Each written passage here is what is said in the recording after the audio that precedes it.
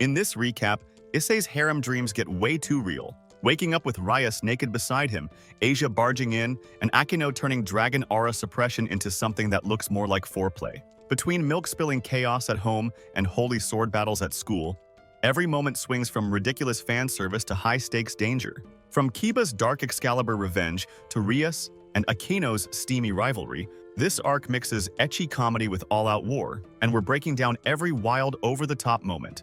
So next up, the whole Gooner season kicks off with Issei waking up one morning to find Rias just chillin' naked next to him. But nah, just seeing her ain't enough. He goes straight for the vibe check and grabs some assets. She's all about leveling up their bond and low-key ready to do whatever it takes for her servant. Morning chaos kicks in when Asia comes over to wake him up and Rias deliberately messes with her. Right before things escalate into a wild threesome, the scene cuts away to the family breakfast. She mentions that the club members will be meeting at his house after school from now on. At school later, his friends were really upset about the stuff he was doing with Rias and Akeno. They even called him out for acting like a total animal with Koneko, who was still a V-card newbie. Jealous of him, they started spreading rumors that he and Kiba were a bit too close for comfort. Kiryu jumped in too, accusing him and Asia of having some sort of secret night hangouts. But he was quick to deny it, saying they were just friends. Out of nowhere, his dragon arm starts acting up a bit, so he and Asia step aside. He ends up with Akeno, who just came out of the shower, all wet and looking insanely hot, making him lose it. She explains that the dragon aura leaking from his sacred gear is overwhelming, so she uses her demonic magic to suppress and stabilize it. While channeling her power, she teases him playfully, making him flustered. He's moaning, totally enjoying that kind of extracurricular activity. She even drags it out to tease him more, turning it into part of the ritual to draw out the dragon spirit. After letting her thick saliva drip down, the unstable aura finally fades. She's impressed by how brave he was for saving Rias and teases him that she might help him like this again if his aura ever gets out of control. After school, Rias and the crew hang out at his place for their usual club stuff. Even though he didn't land any contracts this month, he's super hyped to try harder next month. Then, his mom pops in and shows off his childhood photos. Yeah, the ones where he's totally naked. The girls get a kick out of seeing his cute little kid moments. While flipping through the album, Kiba gets a bit freaked out when he spots a photo Issei took with his buddy at his place, and there's a holy sword in the background. Later, he heads out for a contract and his client just wants to kick back with some drinks and have a good laugh. After they hang out, the client pays him with one of his pricey photos instead of his soul. On his way home after finishing up a project with a new client, he and his buddies get a call to track down a stray devil at some old factory. They decide to set a trap to bring the devil out and take it down. So he, Koneko, and Kiba head inside the factory, but right away they spot this super attractive girl. Just as they're checking her out, she turns into a devil and charges at them. He tries to deal some damage, but it's no use. Kiba, looking a bit spaced out, suddenly snaps back and slashes the devil. Koneko then just tosses the devil right out of the factory. Akeno sets the devil on fire until it's crispy, and then Rias finishes it off, turning the poor thing to ashes. Kiba isn't really focused on the fight and gets called out by Rias, even taking a slap from her. He just brushes it off like it's no big deal and heads out. When Issei freaks out and follows him, Kiba opens up about his main goal in life. He's out for revenge against the holy sword Excalibur. After sharing that, he takes off, leaving everyone hanging. Later at Issei's place, Rias explains that holy swords are super dangerous for devils. Just a light touch can seriously hurt them, and if they get cut, it could be game over. Holy swords can completely wipe out a devil. The catch is that not many people can actually use them, which is where their weakness lies. The church even tried to create people who could wield these swords through something called the Holy Sword Project. Asia had never heard of that before. Since it seemed impossible, everyone said the project was a total bust. Kiba ended up being the only one who made it out alive. Issei figures this is why Kiba gets so freaked out. He pulls out a photo of his old buddy including a holy sword. It wasn't as strong as Excalibur, but it was still something. Kiba starts acting all strange after he sees it. Back in the day, Kiba's family used to invite Issei to church all the time. At first, Rias is looking mad worried, but then she switches it up and's like, bet, let's just hit the sack. Out of nowhere, she starts undressing right in front of both of them. Asia ain't having it and wants to sleep with Issei too, so she gets ready. They start arguing over who's got dibs, but Issei's overwhelmed by the whole milk factory situation. Both girls start pulling him left and right until the chair breaks and they all tumble on top of him. As Kiba heads home, he can't help but feel for Issei. Out of nowhere, a priest comes running up, asking for help. Right behind him is Fried Selzen. Kiba instantly recognizes him and pulls out a sword. He's really not in the mood to fight, but Freed's looking for some excitement. Kiba's taken aback when he sees the aura of Freed's weapon, an Excalibur, one of the legendary 7. Furious, he gets ready to take him on. If you're loving the mix of fan service and action, hit that like button and subscribe so you don't miss the next insane breakdown. Drop a comment on who you think really owns Issei's heart, Rias or Asia. The next morning, the alarm goes off like always, and he wakes up surrounded by a bunch of milkers again. He screams really loud, which wakes Rias and Asia up. After getting dressed, they all head out for breakfast. After that, he finds himself mixed up in all the crazy stuff happening around him, and oddly enough, he doesn't really see anything wrong with it. He starts daydreaming about being a Harem King, imagining Asia and Rias battling it out for his attention. To settle things, he figures they could just play rock, paper, scissors. While the girls are bickering over him, he gets a kick out of picturing himself as this ultimate Harem King. But in real life, he's feeling pretty frustrated because he wants more out of it all. Just then he hears Drake, the dragon, calling him out from inside his head. The dragon dropped by to give him a heads up about something he sensed last night. It wasn't Rias, he can't even see them. He mentioned there's another dragon out there, a white one that went missing. This dragon is Albion, the White Dragon Emperor, rival of Drake. They're both known as the Heavenly Dragons, destined to fight each other one day. He thinks it's totally unfair because he dreams of being the Harem King someday.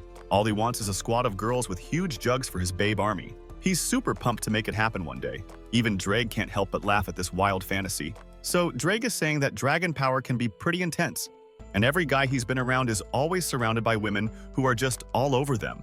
Now, he wants not just to feel Rias, but also to drive her wild. But even so, Drake is still reminding him about the White Dragon. At the occult research group, the floor is super shiny. While he and Asia are hanging out, they spot a forbidden room that's never been opened. He also realizes Kiba is not around. He asks about Kiba's connection to the Holy Swords. Rias fills him in, mentioning that Kiba is one of the survivors from a project involving Holy Swords. There were other kids too, all being trained to handle an Excalibur, and there are actually 7 Holy Swords in total. The whole deal is that the original Excalibur got broken into 7 pieces. The church took those pieces and made new swords out of them. None of the kids, including Kiba, could actually wield Excalibur, so the whole project was a bust. They ended up getting rid of Kiba and the others since they were basically done for. But then Rias comes in and reveals that one kid managed to escape, and that kid was Kiba. She notices how deeply he wants to get back at them someday, which is why she turned him into a devil.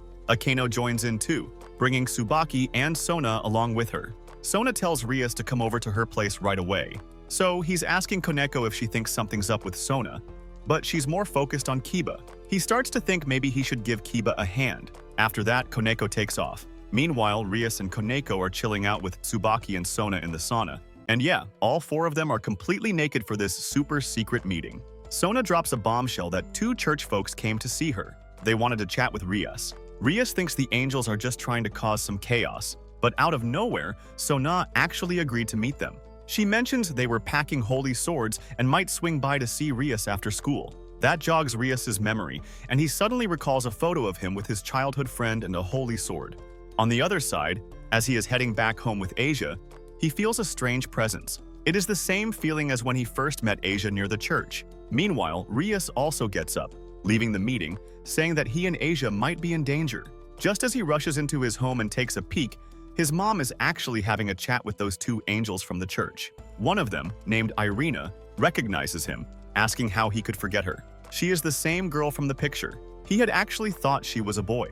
Irina's staying chill, while Zenobia is just throwing some serious side eyes. Rias shows up and feels relieved that both he and Asia are doing okay. She's even ready to give him some milky treatment, but ends up talking about how those angels dipped out without dropping any real info. She mentions they'll get the scoop tomorrow since they have a meeting with the angels in the club room. The next day at the club room, the angels catch up with everyone.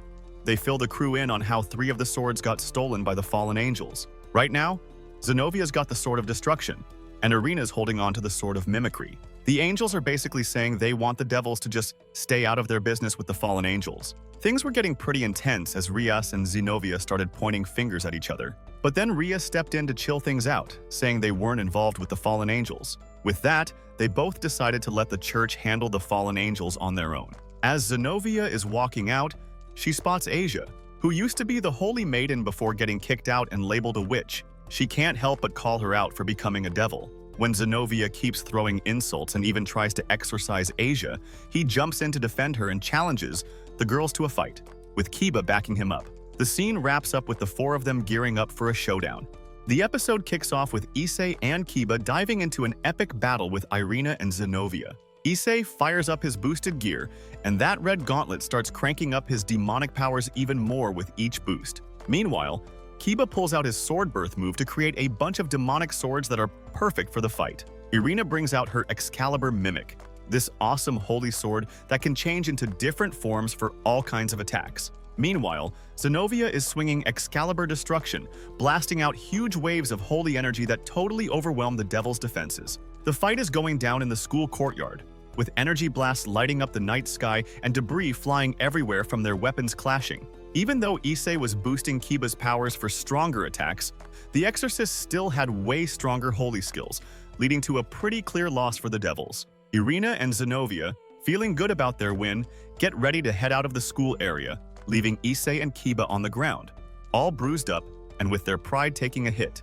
Issei and Kiba are feeling really frustrated after their loss. Kiba's anger is even worse because he has a strong grudge against the Excalibur swords, which bring back memories from the Holy Sword project that troubled him in the past. Before the Exorcists could leave, Rias stepped in, stopping them in their tracks. She grilled them about the fallen angel who took the Excalibur fragments, really wanting to know who the thief was to figure out if they were a danger to her territory. Irina and Zenobia realize they're on the same side against a common enemy, so they spill the beans about Kokobile. He's a high-ranking fallen angel who's behind the theft, and he's doing it to mess with the already shaky balance between angels, devils, and fallen angels. This bit of info is a game changer, putting Kokobile front and center as the main bad guy of the story. Now, instead of just looking for an artifact, they're facing the possibility of a full-blown war between factions because of his plans, which could lead to a lot of chaos. Back at the Occult Research Club room, everyone comes back together to recap what happened, but Kiba can't hold back his anger anymore. Losing to Zenobia, who's got a piece of Excalibur, brings back a lot of painful memories from his past. He's one of the survivors from the church's experiments, where he and his buddies went through some really brutal tests to see if they could handle holy swords. Feeling weighed down by thoughts of his lost friends and the promise he made to take down all the Excaliburs, Kiba bolts out of the building. His footsteps ring out in the hallway as he steps into the night alone, ready to chase revenge without putting his friends at risk. Issei noticed that Kiba was really struggling while looking out the clubroom window, and he felt a strong urge to help his buddy out. He realized that if Kiba stayed isolated, it might push him to do something stupid. So, Issei decided to shift his attention from chasing his own goals to lending a hand to Kiba. This moment is crucial in the story, as it emphasizes the importance of sticking together as a team.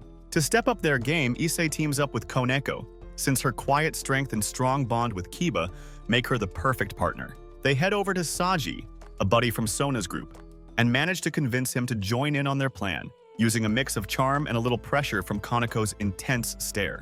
Saji was a bit unsure at first because he was loyal to Sona and didn't want to get involved in Rias's business, but he decided to help out and added his absorption line sacred gear to their team. This could come in handy for tracking or fighting. So the trio, Issei, Koneko, and Saji, set off to find Zenobia and Irina, wandering through the town as night fell, searching alleys and public spots for any sign of the exorcists. Their search involves some low-key snooping and following subtle traces of holy energy, building up the tension as they get closer to the spot. Eventually, they find Zenobia and Irina hanging out on a quiet street, taking a break after their earlier fight and brainstorming how to get back the stolen Excaliburs from Kokobile's crew. Issei approaches carefully to dodge any conflict and suggests teaming up.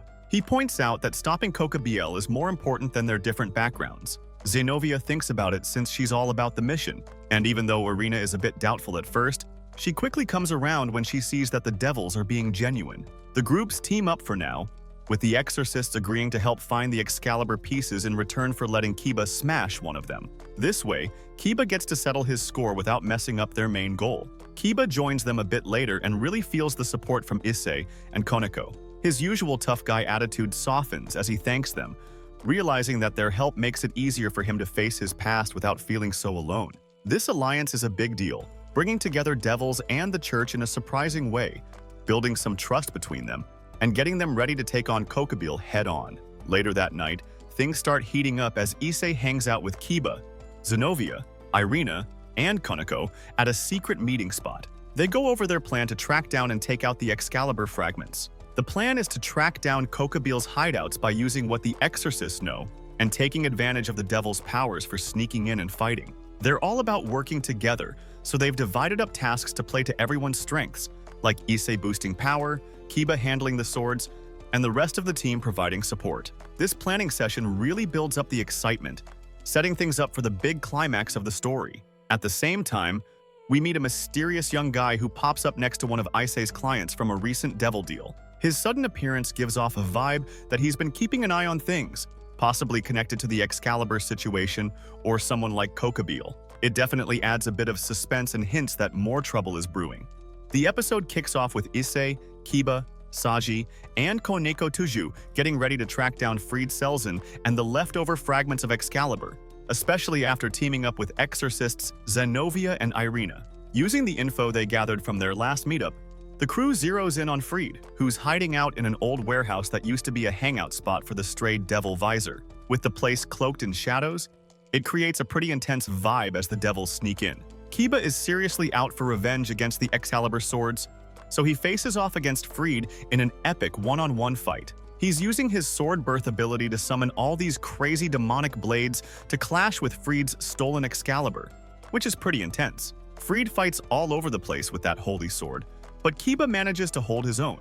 Then Issei, Saji, and Koneko jump in to help out, using their numbers to tilt the odds in their favor. Issei amps up his punches with his boosted gear, Saji tries to trap Freed with his absorption line, and Koneko is throwing some heavy punches. This whole teamwork moment is super important, showing how determined Kiba is to take down the swords that have haunted him. Just when the devils seem to have the upper hand, an old guy shows up and introduces himself as Valper Galilei, a former church scientist who worked on the Holy Sword project. His arrival completely changes the game, as he gives Freed some solid tips on how to handle Excalibur better, boosting its power and turning the tide of the fight. With Valper's help, Freed gets a grip on his sword and starts firing back, pushing Kiba and the others back with a wave of holy energy. This twist reveals Valper as a significant player in Kokabil's plans, raising the stakes and making the group's mission even trickier. Just when Freed thought he had the upper hand, Zenovia and Irina showed up right in the nick of time, totally messing up his plans.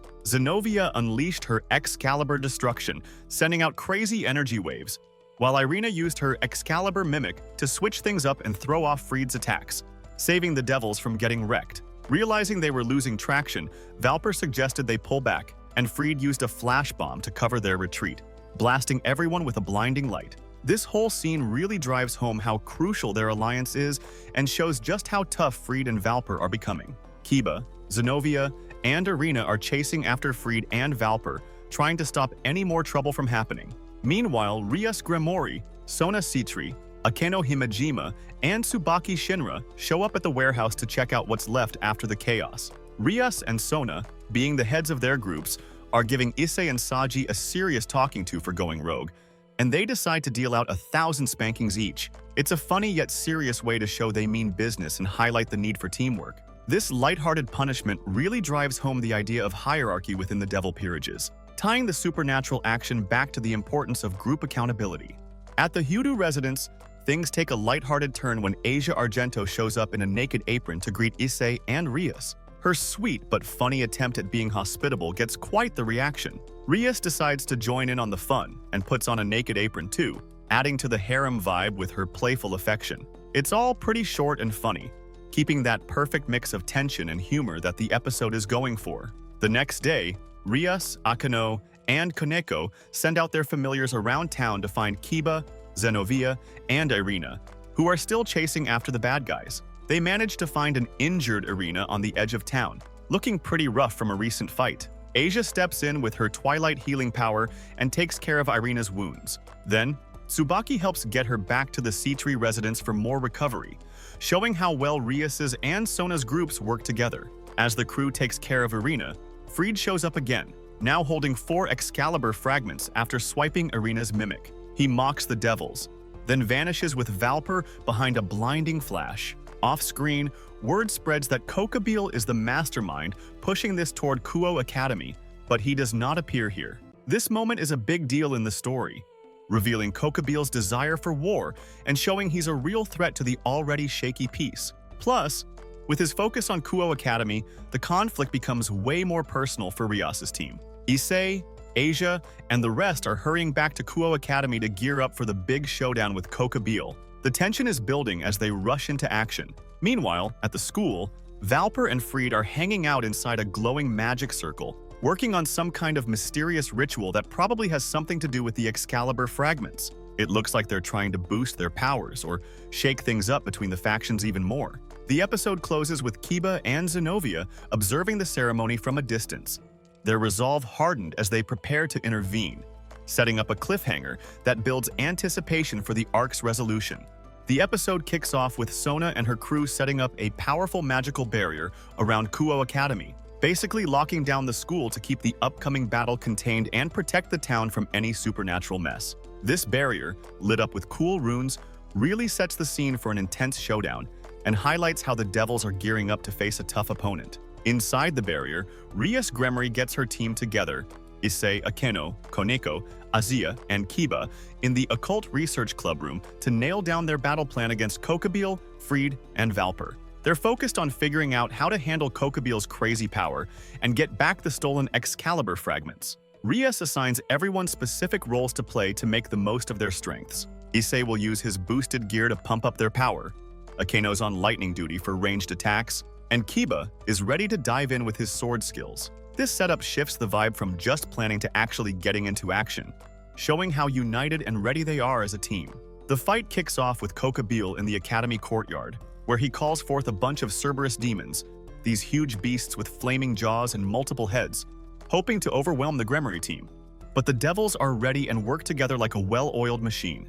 Issei powers up with his boosted gear, doubling his strength each time. Akeno sends out bolts of lightning to zap the demons, and Koneko uses her insane strength to take them on in close combat. Joining them is Zenovia, the Exorcist, who swings Excalibur Destruction, unleashing waves of holy energy that slice through the demons and help the team take them down quickly. This first clash is super important, highlighting the teamwork of the Devil Exorcist Alliance and setting an exciting vibe for the battle, all while showing how well they can deal with Kokabeel's minions before going up against the fallen angel himself. As the team battles the Cerberus demons, Valper Galilei, hiding out in the old building of the school, wraps up his ritual to combine the 4 stolen Excalibur pieces into one super powerful fused Excalibur. This really cranks up the tension, as the merged sword boosts Fried's fighting skills and pushes Kokabeel's plan to stir up a new great war between the devils, angels, and fallen angels. To make things even messier, Valper sets off a self-destruct magic circle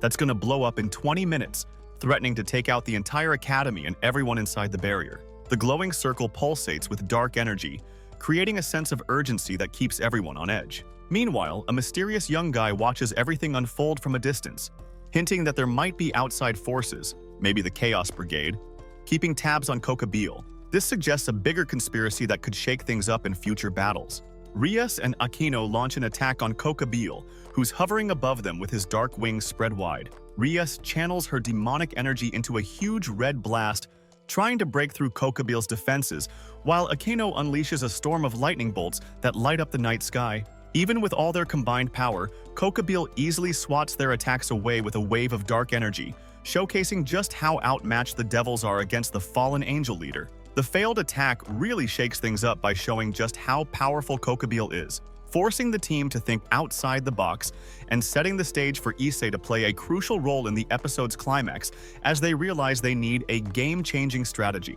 At the same time, Kiba is on a mission to settle his score with Valper. He confronts him in a hidden spot at the school, and Valper drops a bombshell about the Holy Sword Project. Turns out the church was doing some horrific experiments on kids, including Kiba's friends, just to create people who could wield holy swords. Kiba's the only one who survived. This shocking revelation amps up Kiba's anger but also sparks a change within him. Remembering his fallen friends and getting support from his current peerage, like Issei cheering him on, Rias leading the charge, and everyone else sticking by him, Kiba unlocks his balance breaker, bringing forth the Sword of Betrayer, a holy demonic blade that reflects his commitment to remember his past while embracing his present.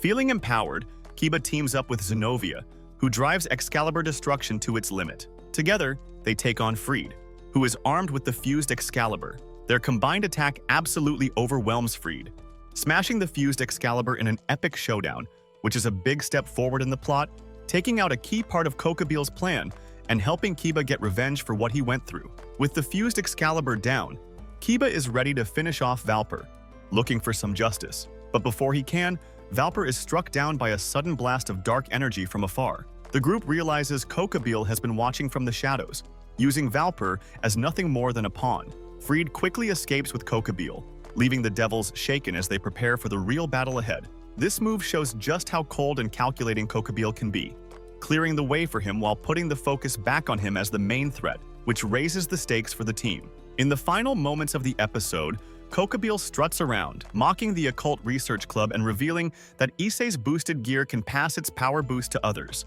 This info could really flip the game in their favor. Ready for action, Issei sets up to transfer his boosted energy to Rias, gearing up for a major counterattack in the next episode. This decision is a big deal, showing how Issei is becoming more clever in battle and how the team is relying on his unique skills to take on Kokabil's power, all while cementing his role as a key player in the fight. Too much heat already? Trust me, it only gets crazier. Smash that like, subscribe for more Ecchi chaos, and tell me in the comments, are you Team Rias, Team Akeno, or Team Asia?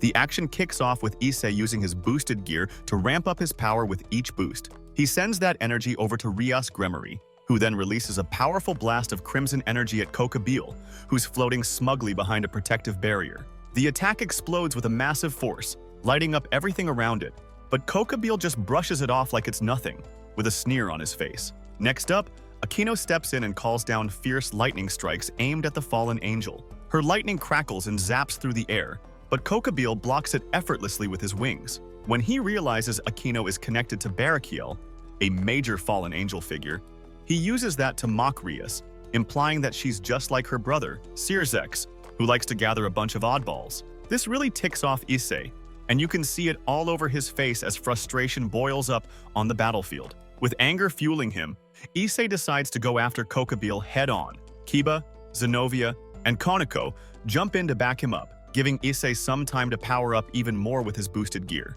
Kiba summons a bunch of holy demonic swords that shimmer with both sacred and dark energy, slashing away at Kokabil with some serious moves. Meanwhile, Zenovia swings Excalibur Destruction, unleashing energy waves that slice through the air with force. Kokabil drops a major bombshell about the ancient Great War, revealing that both God and the original four Satans kicked the bucket in the chaos. This shocks everyone to their core, especially Asia and Zenovia, whose faiths start to crumble under this heavy truth. You can see the disbelief and confusion written all over their faces. But Issei isn't fazed at all. He doubles down on his dream of becoming a Harem King, his voice breaking through the tense atmosphere. With a bit of encouragement from Rias, Issei fires up his friends, fueling a new wave of determination. He charges right at Kokabil, pumping up his energy as he closes in. Just as things are about to heat up again, the barrier around the school explodes, and a new character shows up, floating down from the sky with this awesome glowing aura. He's Valley Lucifer,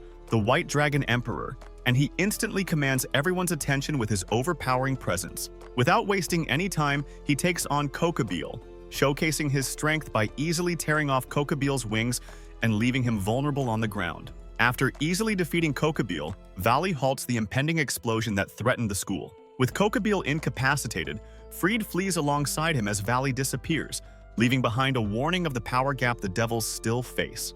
The tension finally lifts as the battle comes to an end, and Sona and her crew jump in to start fixing things up. Using their demonic powers, they patch up the damage, fill in the craters, rebuild the barriers, and tidy up the mess from the supernatural showdown, all to keep the academy looking normal. As the dust settles, Kiba walks up to Rias, kneeling down to show his respect. After dealing with some tough stuff in his past, thanks to his friends, he promises to stand by her side as her knight, ready to work with the rest of her team. Rias accepts his vow calmly, reinforcing the connections in the Occult Research Club. The next day is much quieter as Issei and Asia head to school. When they get to the Occult Research Club room, they find Zenovia there, now dressed in the standard Kuo Academy uniform, showing that she's going through a big change. Zenovia shares that the news about God being gone made her realize it was time to start anew as a devil under Rias's leadership, taking on the role of knight in her group. She apologizes to Asia for the mean comments she made about her church background, her tone sounding genuinely sorry.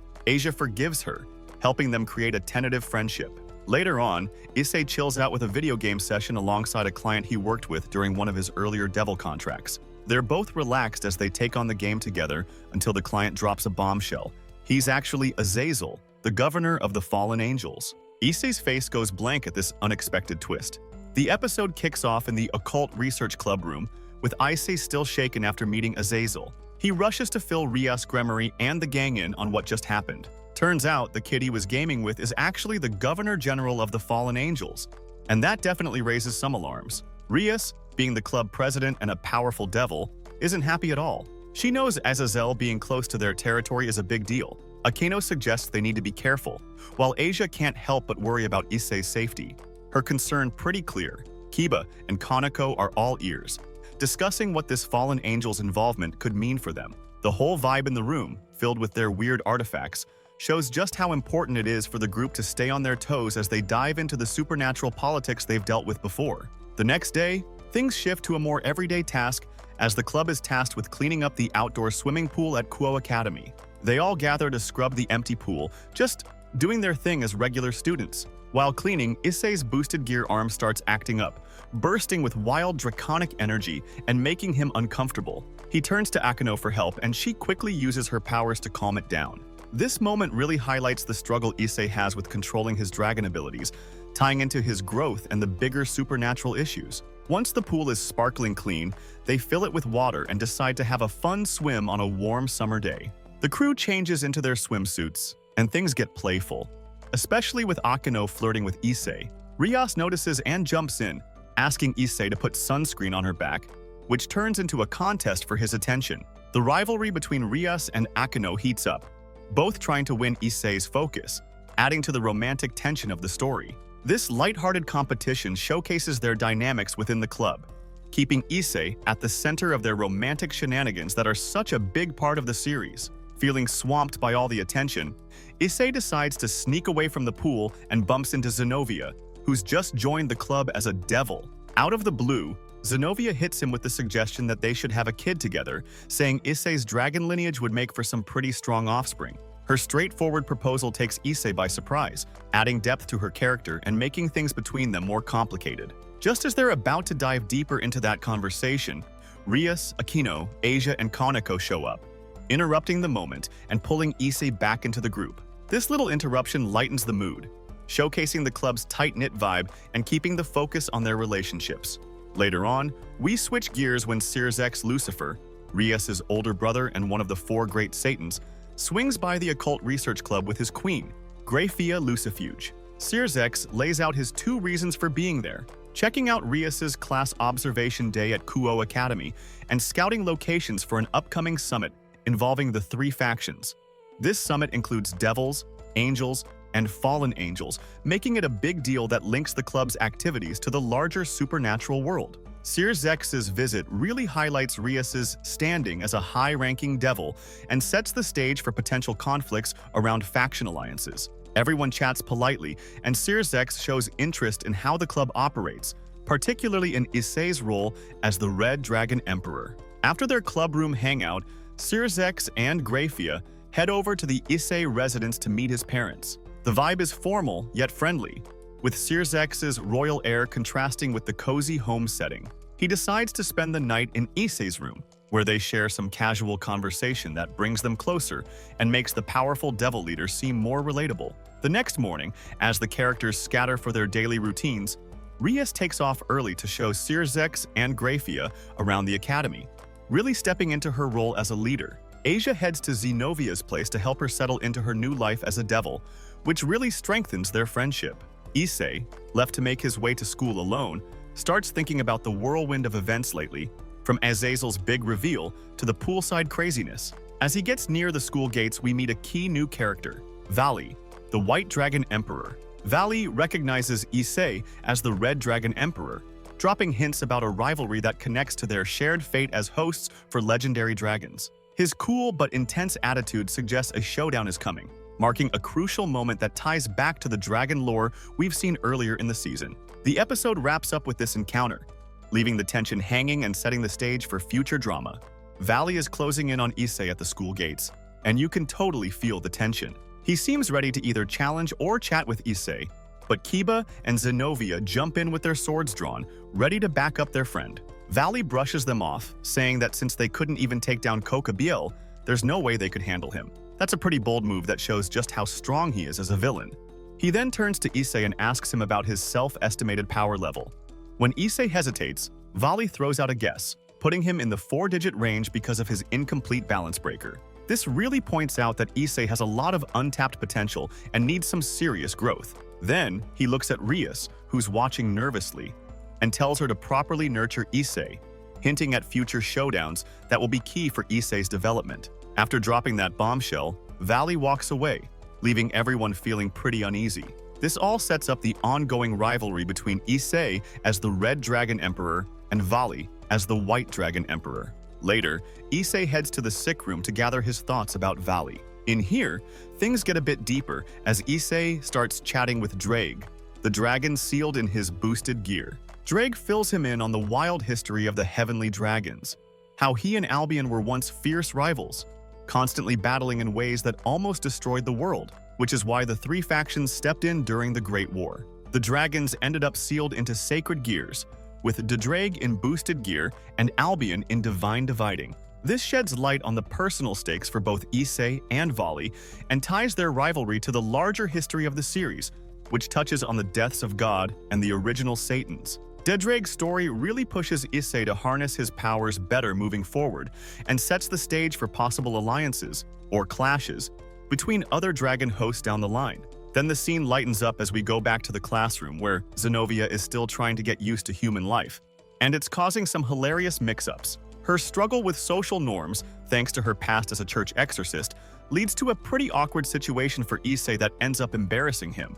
Feeling flustered, he bolts out of the room. Outside, he catches Rias and Akeno chatting with Sona and Tsubaki. They're talking about Valley and how worried they are about his crazy power and what it means for the upcoming 3 Factions Summit. Sona, as the student council prez, is all about being careful, while Rias is thinking hard about how this affects her group's readiness. This little chat pushes the political plot further, connecting their personal experiences with the bigger diplomatic moves they need to make to avoid another war, all while reinforcing the alliance between Rias's and Sona's teams as they gear up to face outside threats.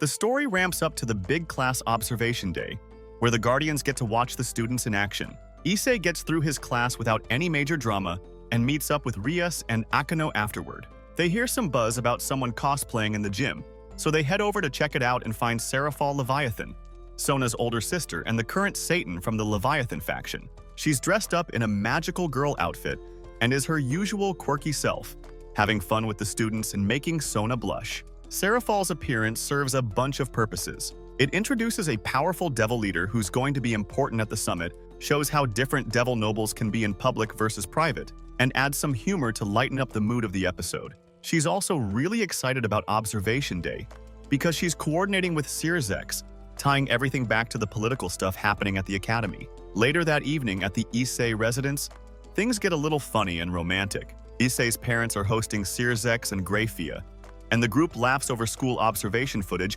while teasing Rias. Rias gets embarrassed by Season2 teasing her about how she did and storms off, her pride as a high-ranking devil clashing with her family's joking. Issei follows her, and they share a sweet moment that brings them closer, showing Rias's softer side. But then Asia bursts in, accusing Rias of being unfair and going after Issei. Rias fires back that she's following Akeno's aggressive strategy for romance, which prompts Asia to say she'll go after Issei more forcefully if she has to, kicking the harem rivalry up a notch. Season2 steps in to calm things down, using his authority to smooth over the tension. In a big twist, he gives Rias the go-ahead to unseal her other bishop, which is a mysterious piece in her peerage whose identity and powers are still a mystery, promising to give their club some much-needed strength for what's coming up. The episode kicks off with Rias Gremory and her crew hanging out in front of a sealed classroom in the old part of Quo Academy, a place that hardly gets any use and is kind of mysterious. Rias is taking charge as they break the seal on the door, which starts to glow a little once the magical barrier disappears. Suddenly, a scream comes from inside as Akeno Himejima pulls out a coffin, revealing a young boy in a female Quo Academy uniform. Rias introduces him as Gasper Vladi, her previously sealed bishop. He looks delicate and seems pretty nervous, which isn't what the group expected. When Issei Hyoudou reaches out to touch Gasper, The boy freaks out and accidentally activates his sacred gear, Forbidden Baler View, freezing time around them. Everyone else is stuck except for Issei, thanks to his own sacred gear. Rias explains that Gasper's lack of control over this powerful ability caused him to be sealed away in the first place since it was dangerous for him and those around him. This moment is crucial as it sets Gasper up as a new member of the gang with a volatile but powerful sacred gear, setting the stage for his growth and how they'll try to help him fit in. With the important 3-faction summit coming up, Rias, Akeno, and Yuto Kiba head off to get things ready, leaving Issei, Asia Argento, Zenobia Quarta, and Koneko Tuju to train Gasper on how to handle his Forbidden Baler View. They head to a wide-open spot in the schoolyard where it's clear Gasper is super anxious and struggling to control his powers. The plot thickens when Azazel, the Governor General of the Fallen Angels, drops by unexpectedly. Knowing Gasper's sacred gear is a challenge, Azazel decides to get hands-on, giving advice to Issei, Gasper, and Saji Genshiru, who's there as Sona Citri's pawn. He shares practical tips for managing sacred gears, stressing the importance of focus and emotions, and shows Gasper some techniques to help him get a handle on his time-freezing ability. His quick but effective mentorship boosts the group's efforts, and he leaves after sharing his knowledge, reinforcing his importance in the summit and as a resource for the club. This part propels the plot forward, highlighting how different factions come together and showing Azazel's strategic interest in developing Issei and Gasper. After the training session, Gasper, feeling pretty overwhelmed, tries to hide out in the gym. Issei follows him, starting a meaningful conversation to help Gasper open up. He encourages Gasper to talk about his worries, and they learn about the boy's tough past and how his uncontrollable powers led to him being isolated. This moment is a big deal since Issei's understanding helps Gasper start to trust the group, creating a sense of belonging for him. Soon, Yuto, Koneko, Asia, and Zenobia join in, adding to the supportive vibe of the peerage. The interactions in the gym really solidify Gasper's place in the group, marking a shift from his solitude toward feeling accepted, which is key as they gear up for the challenges of the summit. The next day, things chill out a bit as Issei and Asia run into Rias and Akeno at school. Rias is super focused on getting ready for the summit and tells Issei he needs to go with Akeno to her place later. This is definitely a setup for something interesting. When Issei shows up, he finds himself at a traditional shrine where Akeno, looking cute in her Miko outfit, welcomes him with a smile. The peaceful vibe of the shrine really contrasts with the earlier chaos in the episode, setting the stage for some new developments. Just as Issei is trying to feel at home, a guy named Michael shows up and introduces himself as the leader of the Angels. His calm and commanding presence is a big deal, since now we have all 3 factions represented: Devils, Fallen Angels, and Angels at Kuo Academy. His arrival really ups the stakes, connecting the club's activities to the bigger picture of keeping the peace among these factions. At the shrine where Issei runs into Michael, the Archangel in charge of the Angels, right after the last episode's cliffhanger. Michael, with his calm yet strong vibe, hands Issei Ascalon, a legendary holy sword made to take down dragons. He shares that this sword is a peace offering from the Angels, recognizing Issei's status as the Red Dragon Emperor. With Michael's guidance, Issei combines Ascalon with his boosted gear, and the sword melds into the red gauntlet in a bright flash, ramping up his combat abilities. This moment is a big deal, giving Issei a powerful weapon to face dragon threats, especially Valley, and it helps strengthen the bond between Devils and Angels as they prepare for the summit. After that, Michael takes off, leaving Issei to think about the heavy responsibility he's just taken on. Back at the shrine, Issei and Akeno have a deep talk about her identity. Akeno opens up about her mixed heritage as the daughter of a fallen angel and a human, which really pulls at the heartstrings. Issei listens and reassures her that he cares about her no matter what,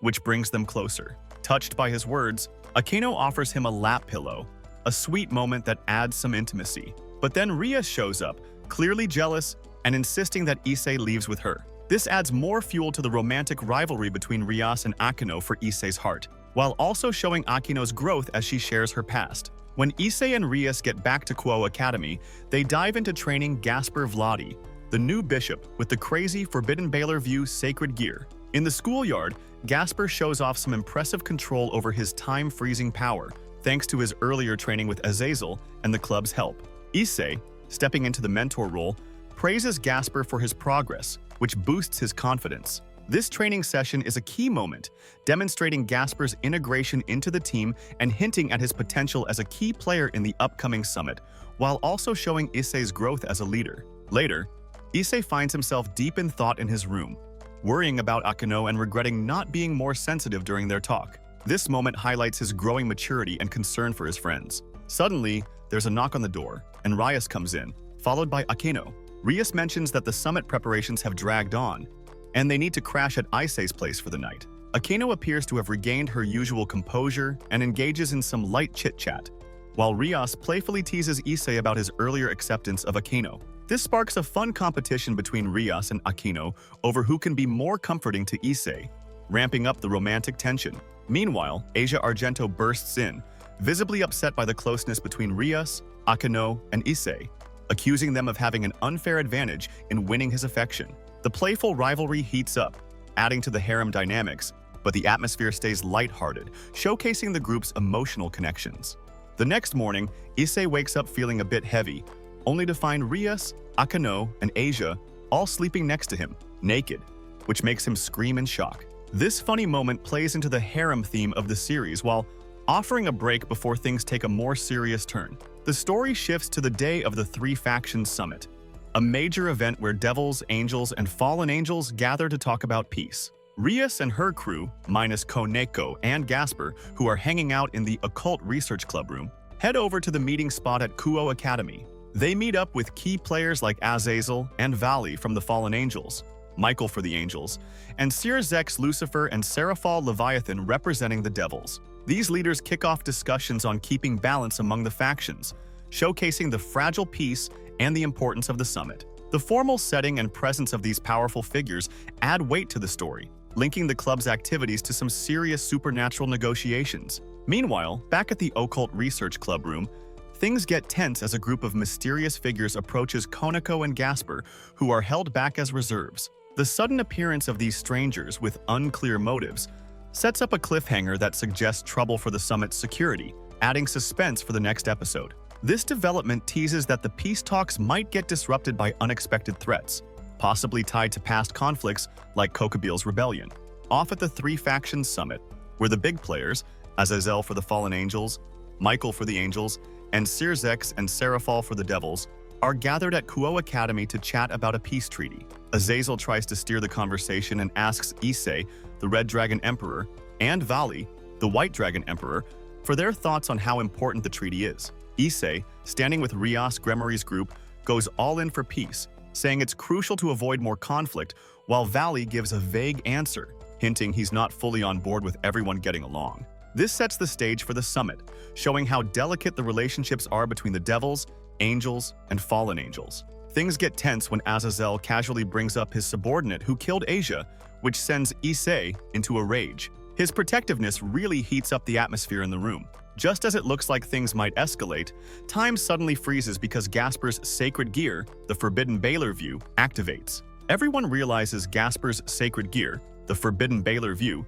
has gone out of control from the panic, freezing time, and throwing the summit into chaos. Suddenly, a bunch of magicians pop up and start blasting the place with magic, throwing the meeting into chaos and shifting the focus from diplomacy to action. Rias, determined to rescue her bishop, decides to head to the old school building alone, but Issei jumps in to join her, showing his loyalty and leadership within the group. Before they leave, Azazel gives Issei 2 bracelets to help stabilize both his boosted gear and Gasper's time-freezing abilities. This move shows Azazel's strategy and his commitment to the club's success. Meanwhile, Valley casually wipes out waves of magicians with Divine Dividing, showing off his overwhelming strength. He doesn't side with anyone, only proving how far above the rest he stands. Rias and Issei use her unused rook piece to teleport instantly to the old school building where Gasper and Koneko are trapped. At the same time, a new threat pops up. Katerea Leviathan, a member of the Chaos Brigade and a descendant of the original Leviathan Satan. She starts taunting the leaders and announces her plan to stir up chaos and spark another war. Azazel, not impressed, fires back at her and they throw down, their fight shaking the whole room and making it clear that the Chaos Brigade is a serious threat. Back at the school, Yuto Kiba, Zenobia, and Arena, an angel who's on Michael's side, jump into action against the magicians. Their teamwork with swords cuts through the enemy's defenses, guarding the summit's perimeter. Grafia Lucifuge, Season2's queen, stays back in the meeting room to figure out the magic circle used by the magicians, helping to strategize against the chaos. All these different actions keep the plot moving and show how everyone is working together while the summit faces serious threats. In the old school building, Rias and Issei finally find Gasper and Kaneko, who are stuck in a spell. Issei takes charge and lets Gasper drink his blood, which amps up Gasper's control over his sacred gear. Now powered up, Gasper stabilizes his time-freezing ability, allowing Issei to use his dress break technique, which breaks down the magician's clothing and defenses. The episode kicks off with the intense showdown between the three factions and the Chaos Brigade's magicians, picking up right from the chaos that erupted at the summit. Gasper Vladi, now rocking his Forbidden Baylor view, takes a big step by smashing the transport circle the magicians were using, cutting off their reinforcements and turning the tide of battle. This moment really shows how much Gasper has grown and proves he's become a key player for Rias Gremory's crew, taking out a major advantage for the enemy. Meanwhile, Azazel, the fallen angel leader, is going toe-to-toe with Kateria Leviathan, the head of the Chaos Brigade. He reveals his artificial sacred gear, the Downfall Dragon Spear, which channels a ton of draconic energy, and he takes Kateria down, removing her from the equation. This win boosts the story by getting rid of one of the big bads from the summit and showing just how powerful Azazel is for the three factions alliance. Things take a wild turn when Valley, who we thought was on the good side, suddenly goes after Azazel, revealing he's teamed up with the Chaos Brigade. He expresses his disappointment in Issei, saying Issei just doesn't measure up to him as a rival. To get Issei fired up and stronger, Valley threatens to kill his parents, pushing Issei into a rage. This betrayal lights a fire under Issei, leading him to pull out his balance breaker, which wraps him in this awesome red draconic armor. He charges at Valley, marking a crucial moment that amps up their dragon rivalry. But Valley's got the upper hand, mastering his divine dividing so well that Issei's attacks barely leave a dent, showing just how steep the odds are. Desperate, Issei pushes his boosted gear past its limits and endures Valley's having effect with Ddraig's support. The strain scorches his body, but he refuses to back down. Valley jumps in with his half-dimension ability, shrinking the space around them and making the fight even more intense. Azazel can't resist joking that Valley could have breast sizes, which only gets Issei more riled up. Fueled by sheer willpower and the gamble with his gear, Issei finally drives a clean hit into Valley's guard, proving he can close the gap between them. Just when Valley is ready to counter, a new character, Biku, a monkey warrior on the Chaos Brigade's side, shows up and tells Valley to bail. They disappear, leaving the skirmish unresolved but saving Quo Academy from more destruction. This interruption closes off the immediate conflict while keeping future showdowns with the Chaos Brigade on the table, keeping the dragon rivalry front and center. After the battle, things calm down as Issei thinks about Asia and Zenovia's past with the church. He asks Michael if they can pray to God even though they're devils. Michael sees their sincerity and gives the green light, wrapping up some lingering issues from their past excommunication and strengthening their ties with the Angel faction. Azazel, who played a crucial role in the fight, heads out with his fallen angel crew, marking the end of the summit and bringing a shaky peace among the factions. These post-battle developments tie everything up from the summit arc and solidify the three factions' alliance, setting up for future teamwork. A few days later, we shift to the Occult Research Club where Azazel pops back up, announcing that Season2's Lucifer has named him the new advisor of the club. His job is to help Issei, Kiba, and Gasper get a handle on their sacred gears, which pushes the plot forward by making Azazel a mentor and ensuring the crew gets stronger. Azazel also shares that Season2 has instructed the female members of Rias's peerage, Rias, Akeno, Asia, Zenovia, and Koneko, to move into the Hyoudou residence to boost their bond and protect Issei, the Red Dragon Emperor. As the girls settle in, Rias suggests renovating the house to fit everyone, which Season2 agrees with, setting up a new vibe for the club's everyday life. This move is a big deal, adding fresh layers to the harem dynamics. If you made it this far, you're officially part of Issei's harem, but instead of fighting for him, fight for that subscribe button. Smash like harder than Rias smashes Asia out of the bed, drop a comment like Akeno drops her apron, and ring that bell before Kokabeel blows up the school. Join the squad, or else you're getting hit with dress break.